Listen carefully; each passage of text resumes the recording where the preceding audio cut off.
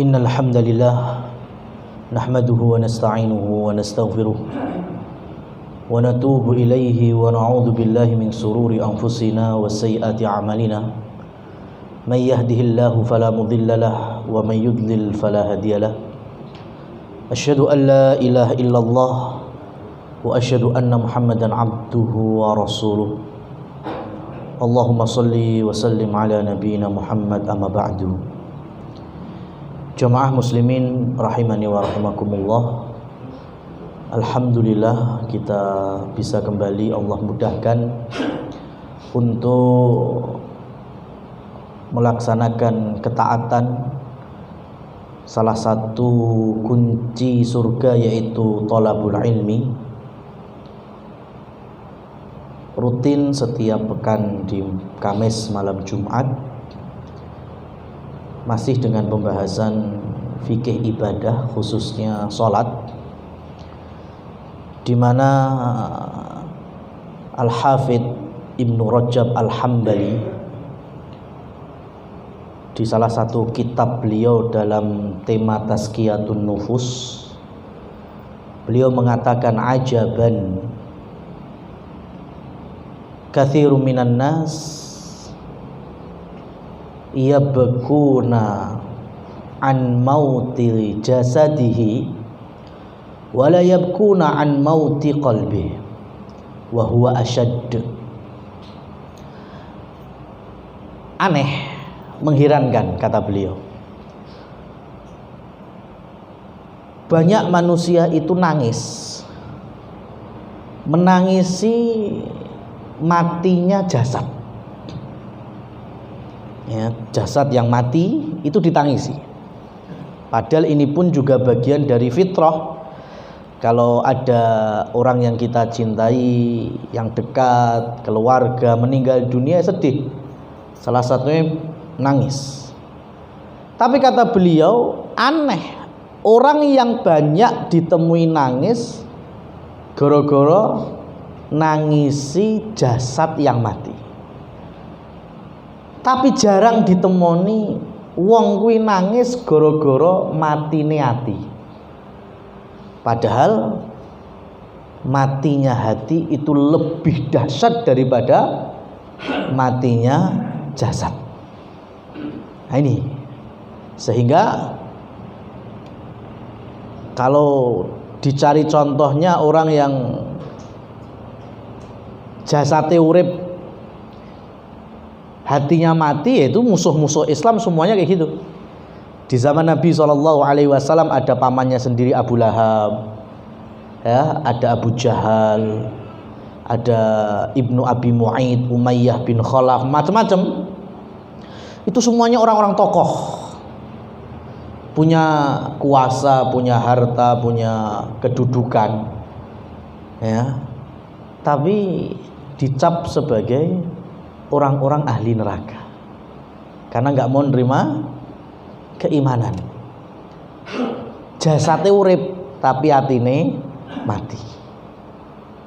Ya, maka di antara para ulama, salah satunya Imam Al-Hafidh Ibnu Rajab Al-Hambali, hidupnya hati dengan melaksanakan ketaatan kepada Allah. Salah satu yaitu dengan sholat.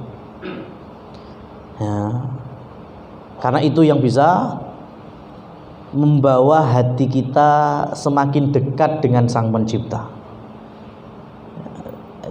Cara awak butuh nutrisi, butuh panganan, butuh asupan, maka jiwa dan hati itu juga sama, butuh gizi, butuh nutrisi. Yaitu adalah firman-firman Allah, amalan-amalan soleh, salah satunya dengan sholat.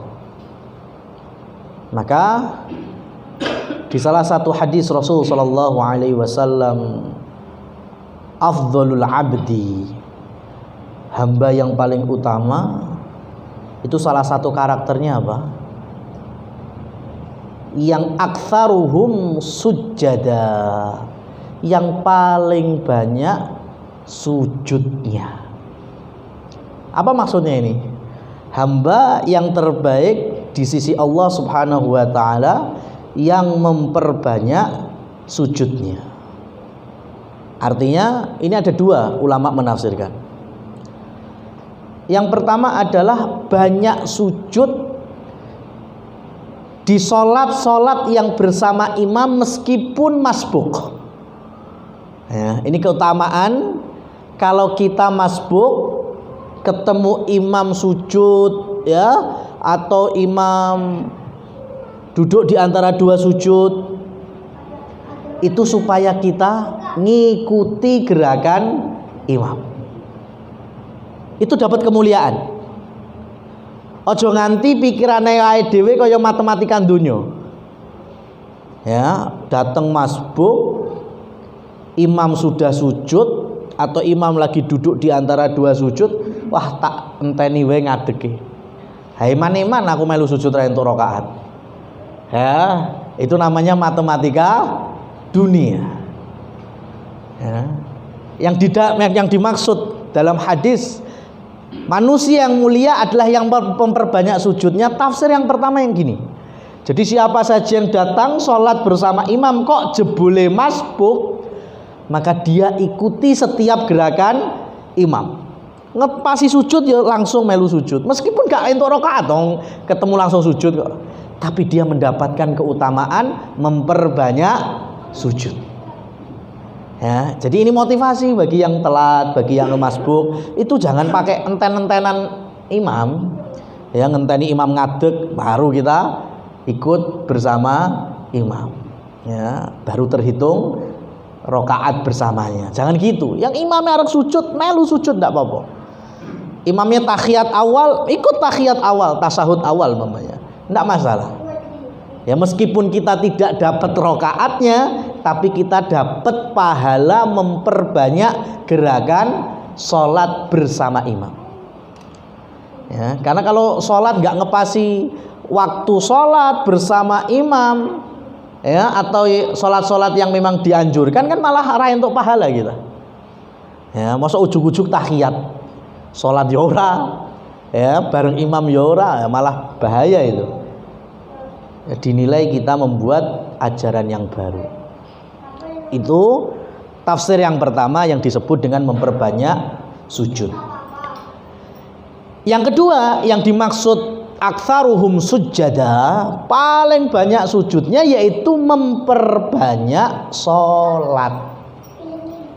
Ya, memperbanyak sholat. Imam Ahmad contohnya dikenal sebagai imam ahli sunnah wal jamaah. Beliau di dalam biografinya, kata anaknya ini yang dekat dengan beliau, sehari semalam tuh sholatnya kalau ditotal pas sehat 300 rakaat. Ya, pas sehat 300 rakaat. Ngepasi sakit diskon 50%, 1 second. Ya, nah itu mungkin kita bertanya-tanya, loh Imam Ahmad ki kok iso emang sholat apa wae lah ini? Ya, supaya kita tahu beliau tidak sembarangan. Oh, Imam Ahmad ki sholat apa wae itu sampai 300 rakaat. Ya, harusnya kita yang bercermin. Ya mungkin saking dangkalnya ilmu kita sampai raruh ngerti ini kur sholat duhur, asar, maghrib, isya, subuh tok. Ya, bareng ngono wis gak mudeng liyane. Nah ini makanya kita diajarkan, dituntun untuk mengenal sholat apapun bentuknya. Ya, kalaupun nanti kita hitung, yakin gak sampai 300 rakaat sehari semalam. 1 second rarangan deh. Berarti memang ada jenis sholat tertentu yang kita boleh mengerjakannya meskipun tidak ada namanya di dalam syariat. Ya. Contoh,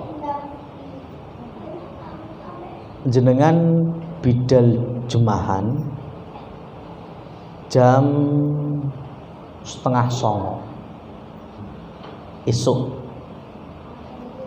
Ya, bedakan dengan wong sing teko jemuah pas khotib naik mimbar. Kalau pas khutbah ada kaum muslimin masuk, itu Rasul Shallallahu Alaihi Wasallam pun masih memerintahkan la tajlis hatta tusalliya rak'atain.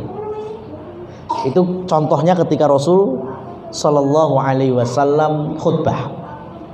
Jadi beliau khutbah, ada muslimin yang masuk, Rasul kemudian perintahkan ojo lungguh sik, sakdurunge sampeyan salat 2 rakaat.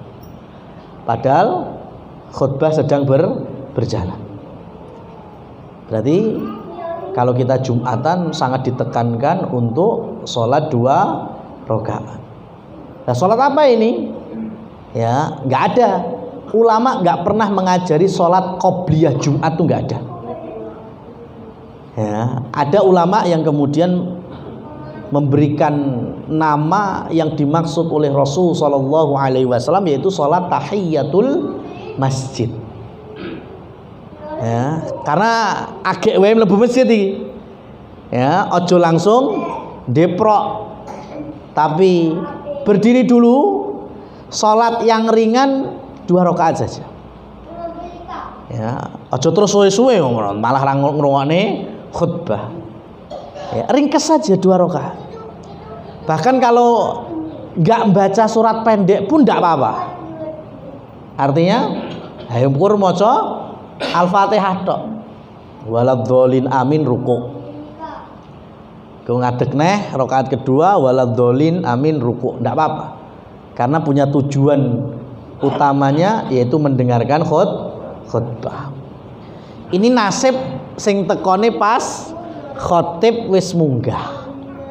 Nah, bagaimana kalau ada muslimin yang datang ke masjid jam 8:30, jam 9, padahal jumuahane adzan khotib naik mimbarnya jam 12:50 misalnya. Apakah dia bisa sholat? Bisa. Ketika dari rumah dia masuk masjid, langsung dia sholat tahiyatul masjid 2 rakaat, salam.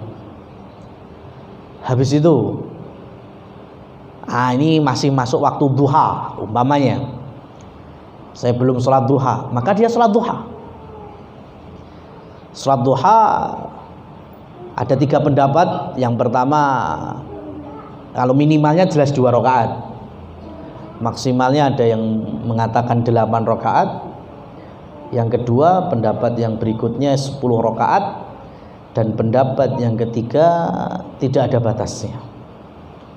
Tapi kalau kita belajar bahwa status sholat duha itu di bawah levelnya sholat malam, ya, karena sholat duha itu meskipun mulia, tapi kapak-kapakno tetap gak ngalahne sholat bengi, tahajud atau qiyamul lail. Kalau tahajud yang Rasulullah SAW kerjakan, dari riwayat-riwayat yang banyak, beliau terkadang sholat plus witirnya 11 atau 13. Maka kalau sholat duha di bawah levelnya tahajud, maka batas maksimal duha antara 8 atau 10. Nah, itu kalau kita mengacu ke pendapat sebagian para ulama. Anggaplah sholat 8 rakaat sak jam, berarti nganti jam 10 mama sudah selesai duhanya. Padahal jam 11 sak jam, setengah rolas karo tengah jam. Apa kemudian bisa sholat lagi? Bisa. Nah, sholat apa? Sholat sunnah mutlaqah.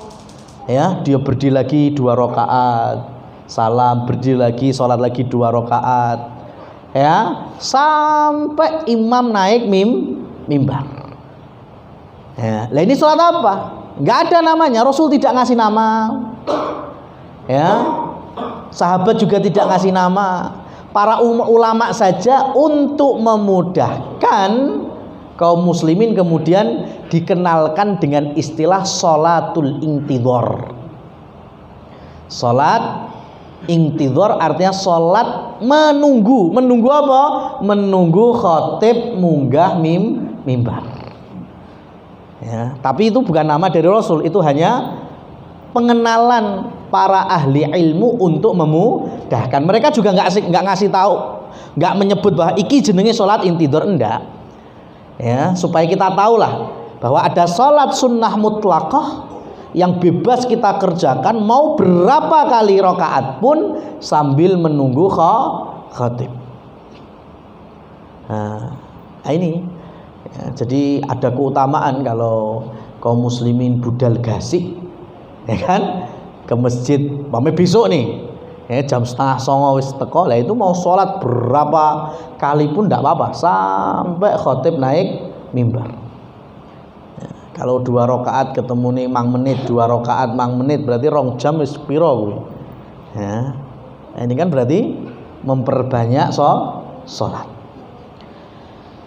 Nah, jamaah yang dirahmati oleh Allah Subhanahu wa taala, kalau kita mau mengklasifikasi, maka sholat yang kita kenal tentu yang paling utama adalah sholat maktubah atau sholat faridhah, atau kita masukkan dengan istilah sholat wajib yang hukumnya fardhu ain. Ya, fardhu ain, setiap muslim dan muslimah wajib untuk melaksanakannya, jangan sampai enggak. Ya 5 waktu itu udah nggak ada alasan untuk kita tinggalkan apapun kondisinya. Ya, arek gawean, arek keluarga, macam-macam. Ya, itu sholat wajib. Kalau sholat sunnah beda. Ya, sholat sunnah berada di bawah kedudukan sholat wajib. Kalau kita memang lagi ada sesuatu, ya, umpamanya dipanggil orang tua, lagi sholat jamaah zuhur ditelepon ibuke, boleh kita ngangkat? Nggak bisa, ya, nggak boleh kita ngangkat untuk sholat wajib zuhur misalnya. Tapi kalau kita sedang sholat sunnah, tarweh misalnya, ya, ini saya ngasih contoh tapi ojo terus ditiru ya. Saya bicara hukum ini. Sholat taraweh kan hukumnya sunnah. Kemudian imamnya duwawo, rabar-bar, wis tau tak, ya, wis tak bubar wae lah, ya. Akhirnya dia keluar, nggak jadi sholat, ya. Boleh apa enggak ini? Saya bilang mas saya secara hukum ya, secara hukum boleh karena ini sholat sunnah. Apalagi dipanggil orang tua, enggak apa-apa, batalkan kemudian ya, berjumpa seruannya orang tua, enggak masalah. Tapi kalau sholat wajib, ojo nganti. Ya, itu bedanya sholat wajib dengan sholat sunnah. Sholat wajib semampu kita kerjakan dengan kondisi normal, senormal-normalnya. Berdiri hadap kiblat, ya, itu sholat wajib. Kecuali memang ada sesuatu penghalang, contohnya di pesawat, ya, dalam kurun perjalanan bisa sampai belasan jam, lah itu mau nggak mau sholatnya harus di atas pesawat, dan jarang ya pesawat yang ada musolanya. Kalau kereta kan ada, kita masih bisa berdiri. Tapi kalau memang mau nggak mau harus duduk, ya itu terpaksa. Tapi kalau sholat sunnah, orang gak usah kepeksa lungguh wae oleh kok. Ya, sholat sunnah itu meskipun tidak terpaksa, kita lakukan di atas kendaraan dengan duduk dibolehkan. Ya. Nah, itu yang sholat wajibnya, fardhu hukumnya. Yang kedua, sholat yang hukumnya fardhu tapi kifayah. Kifayah itu berarti lek enek sekelompok orang yang dirasa cukup, maka yang lainnya gugur. Tapi lek gak ono sing nglakoni kabeh, oh kabeh dosa. Ini sholat fardu kifayah. Contohnya yaitu sholat jenazah. Ya, sholat jenazah itu hukumnya fardu kifayah. Kalau udah ada sekelompok cukup mewakili satu masyarakat atau kaum, maka yang lainnya sudah gugur. Sing gak sholat pun gak apa-apa. Tapi nek gak ono sitok-sitok sing nyolati, maka ya sak kampung atau satu kaum itu berdosa. Itu fardu kifayah. Nah, baru kemudian di bawahnya itu ada yang berstatus hukum sunnah. Jadi nggak sampai wajib, ya, nggak dikerjakan, ya nggak apa-apa, kayak untuk dosa. Tapi harusnya Muslim yang cerdas ialah ketika ini ada amal ibadah yang ada keutamaannya, ada pahalanya, ada motivasi surga, eman-eman lek ora dilakoni. Harusnya mikirnya seperti itu. Jangan berpikir oh sunah ritek ora ya ora apa-apa. Ya akhirnya apa istilahnya, rekening kebaikan kita ya ora nambah-nambah, Mas. Catatan kebaikan kita yo gak kandel-kandel yang ini ceritanya. Ya, carilah contoh dari kalangan para sahabat, para a'immah, mereka fastabiqul khairat. Seperti Imam Ahmad tadi, iso salat 300 sedina sewengi piye gitu. Ya, kan itu wong-wongan itu. Gak semua orang mampu untuk mendapatkan keutamaan memperbanyak salat. Tadi wis anggap kita sudah ketemu salat 5 waktu. Berapa rakaat? 17 rakaat. Yang berikutnya itu salat sunnah. Salat sunnah itu banyak bagiannya. Yang pertama dikenal dengan sunnah rawatib yaumiyah. Salat sunnah rawatib yaumiyah. Yang dimaksud rawatib karena bentengi dengan salat-salat yang wajib.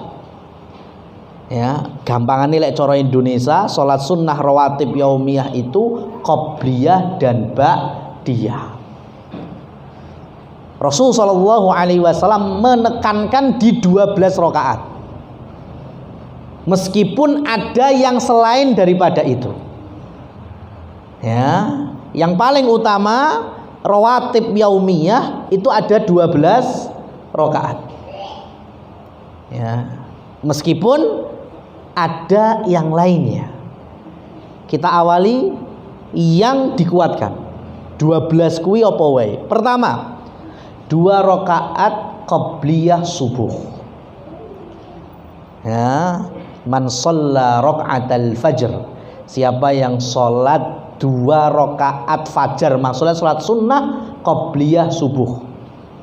Khairum minad dunya wa ma fiha. Ya, kata Rasul sallallahu alaihi wasallam, dia mendapatkan kebaikan melebihi dunia seisinya. Kur 2 rakaat qabliyah subuh. Kuwi entuk donya sak isine luwih apik meneh. Lah piye subuhane terus? Iki sing salat sunnah qabliyah subuh. Apa meneh subuh sing wajib. Ya, jangan dibolak-balik. Oh, berarti qabliyah subuh iso entuk ganjaran kaya ngono. Akhire adzan subuh langsung salat qabliyah. Bar kuwi mapan turune. Ora subuhan ning masjid. Ini salah pemikiran ini. Kalau salat sunnahnya saja pahalanya sakmono gedene, berarti salat wajibe luweh-luweh ngungkuli kan gitu. Ya. Jadi jangan sampai kita meninggalkan subuhan. Qabliyah subuhnya saja sudah dapat ganjaran istimewa. Itu 2 rakaat pertama. Kemudian ketemu waktu zuhur, salat wajibnya salat zuhur diapit dengan 4 rakaat qabliyah zuhur. Ya, 4 rakaat qabliyah zuhur dan 2 rakaat ba'diyah zuhur. Berarti berapa ya? Ya. Berarti udah berapa? 4 rakaat qabliyah tambah 2 rakaat ba'diyah 6. Ditambah 2 qabliyah subuh 8. Kemudian sisa berapa? 4 rakaat ben nganti 12. 4 rakaat itu ada di 2 ba'diyah. Yang pertama 2 rakaat ba'diyah maghrib, yang berikutnya 2 rakaat ba'diyah isya. Ya, saya ulangi. Ketemu 12 rawatib yaumiyah yang dikuatkan, 2 rakaat qobliyah subuh, kemudian 4 rakaat qobliyah zuhur, 2 rakaat ba'diyah zuhur, 2 rakaat ba'diyah maghrib, udah 10 kan? Tambah 2 rakaat ba'diyah isya. Wis genep 12. Kemudian jamaah yang dirahmati Allah Subhanahu wa taala, salat sunnah rawatib berikutnya itu ada yang lainnya. Apa saja itu? 2 rakaat tambahan setelah 2 rakaat ba'diyah zuhur. Ya.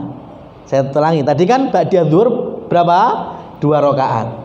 Lah ini tambah lagi 2 rakaat. Berarti total itu 4 rakaat qobliyah dan 4 rakaat ba'diyah. Itu boleh dilakukan. 2 rakaat ba'diyah zuhur ditambah lagi 2 rakaat lagi. Berikutnya 2 rakaat qobliyah asar. Ya. 2 rakaat qobliyah asar. Ba'diyahnya enggak ada. Kemudian 2 rakaat qobliyah maghrib dan 2 rakaat qobliyah isya. Berarti lek ditambah mau wis ketemu 12. Ditambah 2 rakaat ba'diyah zuhur 14. 2 rakaat qobliyah asar 16. 2 rakaat qobliyah maghrib 18. 2 rakaat qobliyah isya 20. Ya, sudah 20 nih, baru salat sunnah rawatib yaumiyah yang dikuatkan dengan yang biasa. Saya tambahkan lagi. Ya, ada lagi salat yang dianjurkan oleh Rasul sallallahu alaihi wasallam, yaitu dikerjakan setelah ba'diyah maghrib. Setelah ba'diyah maghrib, ya, tidak ada jeda yang lama, artinya ditinggal neng angkringan ngopi, ya, terus mungkin umbah-umbah barang, ya. Jadi habis sholat maghrib kita sholat ba'diyah 2 rakaat, kemudian kita dibolehkan sholat 2 rakaat, 2 rakaat, 2 rakaat, total 6 rakaat. Ya, ini dilakukan oleh Abu Bakar As-Siddiq, Abdullah bin Umar, ya, sesuai dengan arahan Nabi Shallallahu Alaihi Wasallam. Nah, ini kalau umpamanya nggak ada kajian ba'da maghrib bisa dikerjakan. Ya, jadi habis sholat ba'diyah, sholat 6 rakaat, 2 rakaat salam, 2 rakaat salam, 2 rakaat salam. Berarti lek 20 ditambah 6 likur. Ya, 6 likur ditambah 17 wis pinten niku? 6 likur tambah 17 40 loro. Sudah 42 rakaat. Ya. Nah, jamaah yang dirahmati Allah Subhanahu wa taala, semua model salat tadi tidak ada perbedaan kecuali di salat zuhur, qobliyah dan ba'diyahnya. Ya, karena rata-rata itu kan 2 rakaat qobliyah, ba'diyah, kecuali asar cuma qobliyah saja. Lah kalau zuhur ada 4 rakaat qobliyah, ada 4 rakaat ba'diyah. Lah kalau zuhur ini istimewa di dalam pelaksanaannya. Kenapa? Karena pilihan. Pertama, boleh kita mengerjakannya dengan 2 rakaat salam, naik lagi 2 rakaat salam, umpamanya qobliyah. Atau habis sholat wajib ba'diyah sama, 2 rakaat salam munggah neh 2 rakaat salam. Nah ini udah insya Allah nggak ada masalah. Nah pilihan yang kedua ini juga benar. Rasul Shallallahu Alaihi Wasallam juga mengerjakannya. Bagaimana? Dengan cara menggabung. Jadi langsung 4 rakaat sekali salam. Bagaimana caranya? Ya kaya dene awake dhewe salat zuhur, salat asar, persis seperti itu. Ya. Bahkan terkadang Rasul ada jeda tahiyat awal, terkadang Rasul tidak menggunakan tahiyat awal. Ya, jadi boleh Mas. Salat qobliyah dan salat ba'diyah zuhur 4 rakaat langsung dikerjakan tanpa salam setelah 2 rakaat. Ya, dan ini disepakati oleh para ulama. Ya, cuma mungkin seurung umum wae ning gone dhewe. Ya. Jadi boleh kita mengerjakan salat qobliyah dan ba'diyah zuhur 4 rakaat dengan hanya 1 kali salam. Ini pilihan namanya. Monggo kersa. Nah, pilihan itu bebas. Ya, beda kalau memang ada urutannya. Seperti tayamum. Ya kan ora oleh kan ujug-ujug tayamum. Ya, tayamum itu muncul kalau memang kita gak nemu banyu. Atau ada air tapi gak iso nggunakne karena sakit misalnya. Dilarang sama dokter untuk menyentuh air dalam jangka berapa waktu sampai mari mamanya. Nah itu baru kita tayamum. Gak iso ujug-ujug antri tempat wudu. Tahu tak tayamum wae, gak oleh. Ya, selagi ada air kita mampu menggunakannya, berarti wajib kita untuk wudu. Ini namanya berurutan. Wudu sik krana enek banyu, lek gak ana banyu digolek gak ketemu, utawa enek banyu tapi gak iso nggunakne karena sakit, maka baru boleh mengganti wudu dengan bertayamum. Beda dengan bersuci saat buang air, istinja atau istijmar. Ya, istinja atau istijmar kalau bahasa kita cebok.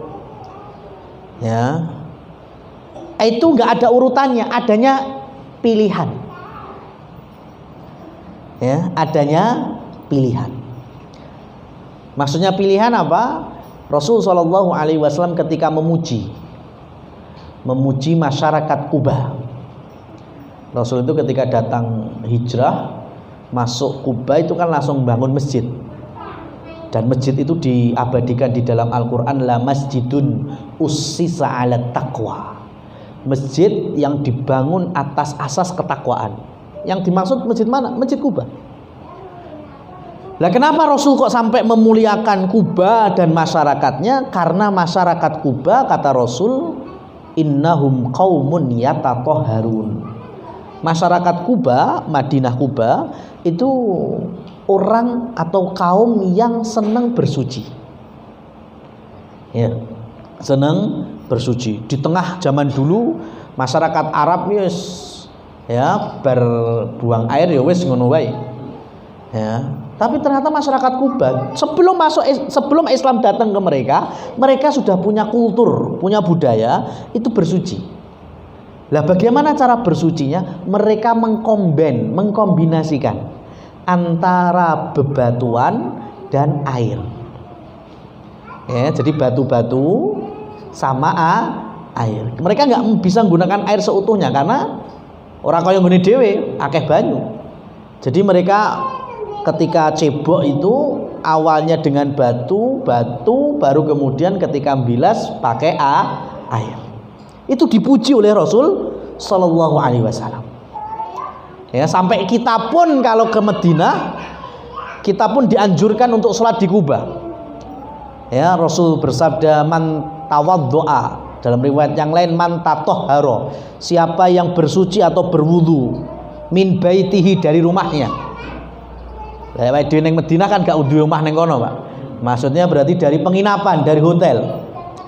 Summa ata masjid Kuba, kemudian kita datang ke masjid Kuba, fasolla, kemudian sholat apa wae, ngepasi sholat wajib ya sholat wajib, ngepasi Enggak pas sholat wajib, bisa sholat tahiyatul masjid, bisa sholat apapun itu, sholat sunnah ba'da wudhu. Kata Rasul sallallahu alaihi wasallam, falahu ajrin ka umroh, falahu ajrun ka umrotin, maka dia mendapatkan pahala senilai pahala umroh. Itu catatannya kalau kita ke Masjid Kuba diawali dengan kondisi suci, sudah punya wudhu. Kalau tengah dalan batal, yang kok wudhunya neng Masjid Kuba apa-apa. Yang penting saat durunge mangkat neng Kuba punya wudhu. Itu dapat keumuman hadis ganjaran senilai umroh. Itu karena Rasul cinta dengan masyarakat kaum muslimin Kuba, karena mereka mengkombinasikan dalam bersuci.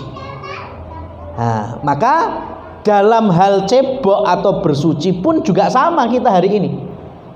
Ya, jadi air itu bukan satu-satunya pilihan. Ya, jadi umpama kan ID masuk nganggo watu yo piye ya? Ya malah lain melicet kabeh umpamane. Tisu bisa. Ya. Jadi kalau ada tisu sama air, jangan berpikiran oh gak enek banyu maka nganggo tisu. Oleh wis nganggo tisu kemudian dikombinasikan dengan air, itu boleh-boleh saja. Tapi pada aslinya itu bukan urutan, tapi pilihan. Lek wis tisu, wis gak usah nganggo banyu gak apa-apa. Ya, kalau sudah pakai air cukup, ya sudah pakai air pun juga nggak masalah. Pilihan. Ya, cuma memang karena ini di kita umumnya mesti nganggo banyu, lek orang nganggo banyu mesti rasanya ya beda kan ngono. Ya, cuma kalau secara hukum fikihnya pilihan, nggak pakai air juga nggak apa-apa. Cebok habis itu pakai tisu cukup. Ya, atau cebok nggak ada tisu, nggak ada air, pakai kerikil boleh. Ya, atau pakai material-material yang lain yang kita tahu bukan tulang, bukan kotoran kering, ya, atau sesuatu yang membahayakan. Nah, itu contoh pilihan. Nah, ini sholat sunnah rawatib yaumiyah. Insyaallah kita lanjutkan masih terkait dengan sholat sunnah yaumiyah berikutnya. Wallahu a'lam bishawab.